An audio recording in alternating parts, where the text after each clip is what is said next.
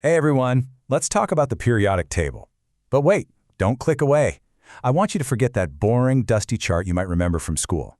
Today, we're going to look at it for what it really is, the master map to, well, literally all the matter in the entire universe.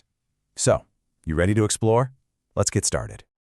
I mean it. Just look around you for a second. The phone in your hand, the air you're breathing right now, even the stars way out in space, it's all made from the elements on this one chart. This beautifully organized grid isn't just some boring list, it's the ultimate cheat sheet that holds the secrets to how every single element behaves.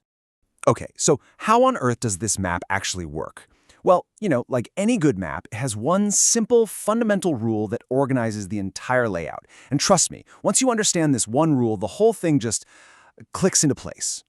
And here it is, the atomic number. This right here is the single most important concept for understanding the whole table. It's actually super simple. It's just the number of protons in an atom's core. Think of it like a unique ID number for each element. Hydrogen always has one proton, so its atomic number is 1. Helium always has 2. That's it. This number is the fundamental rule that runs the entire modern table. But here's a cool piece of history. The table wasn't always set up this way. The original creator, a genius named Mendeleev, arranged elements by their atomic mass. That's the total weight of protons and neutrons. But then, a scientist named Henry Moseley figured out that if you organize them by atomic number, just the protons, everything lined up perfectly. This was a revolutionary change because it fixed all the little inconsistencies and problems in the old table. All right, so now we know the organizing principle is the atomic number. With that, we can start to actually read the map. You can see the table's geography is laid out in a simple grid of rows and columns. And in chemistry, we call these periods and groups. The horizontal rows, the ones that go across, those are called periods. It's that simple. There are 7 of them, and as you move from left to right along a period, the atomic number just increases by 1 for each element. And the vertical columns, the ones that go up and down, we call those groups. There are 18 of them. And this is where the table's predictive power really starts to shine. Elements that are in the same group are like a family. They share similar chemical properties, which means they often behave in very similar ways. So now that we have the basic grid down, we can zoom in a little further. We can actually break the map down into a few distinct neighborhoods. The official term is blocks. And each block has its own unique character, its own vibe, and it contains specific types of elements. There are 4 main blocks you need to know.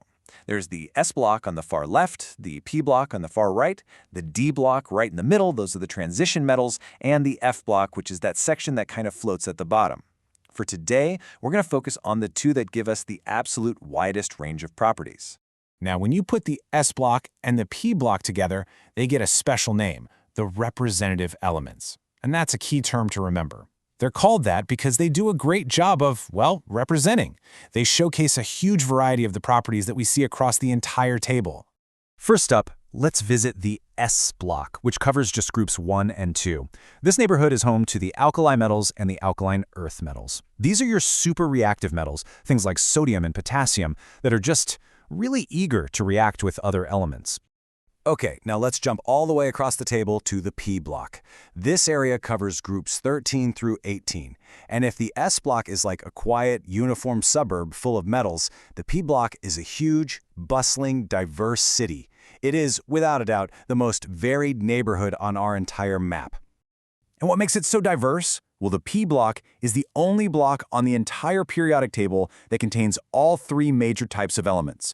You've got metals, like aluminum, you've got nonmetals like oxygen, and you have these really interesting in-between elements called metalloids, like silicon, which, by the way, is at the heart of every single computer chip.